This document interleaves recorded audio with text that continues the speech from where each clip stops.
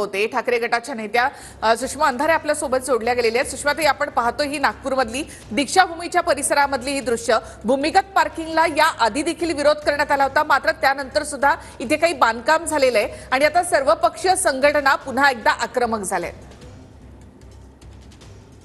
दीक्षाभूमी ही ऐतिहासिक धरोहर आहे।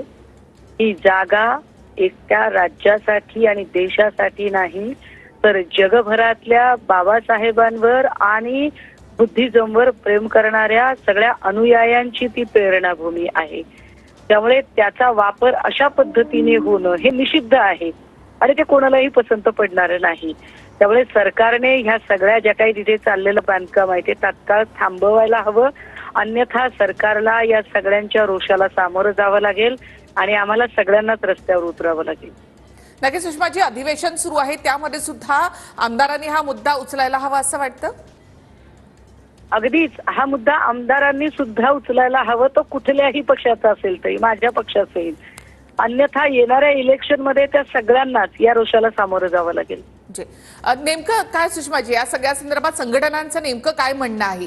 त्याचबरोबर दीक्षाभूमी व्यवस्थापन जे आहे त्या व्यवस्थापनाकडनं नेमकं काय सांगण्यात आलंय? तुमच्यापर्यंत काही माहिती?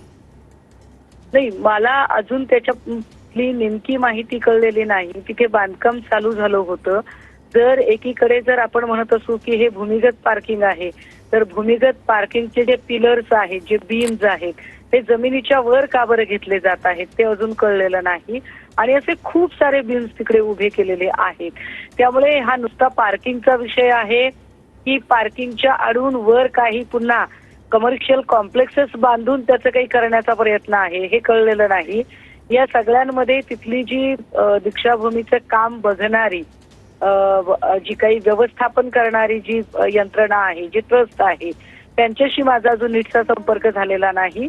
पण मी आज सायंकाळपर्यंत यातली सगळी माहिती घेईन आणि ती माहिती घेतल्यानंतर आमच्या आंदोलनाची दिशा काय ती पुढे ठरेल। धन्यवाद सुषमाजी, तुम्ही आमच्याशी बोललात त्याबद्दल। ठाकरे गटाच्या उपनेत्या सुषमा अंधारे आपल्याशी बोलत होत्या। सर्व पक्षीयांचा याला विरोध आहे असं त्यांनी या ठिकाणी म्हटलेलं आहे। तर स्मारक समितीची बैठक होती, मात्र अनुयायी आक्रमक झाल्यानंतर ही बैठक देखील रद्द करण्यात आली। मात्र समितीनं येऊन आमच्याशी चर्चा करावी यासाठी आंदोलक सध्या आक्रमक आहेत।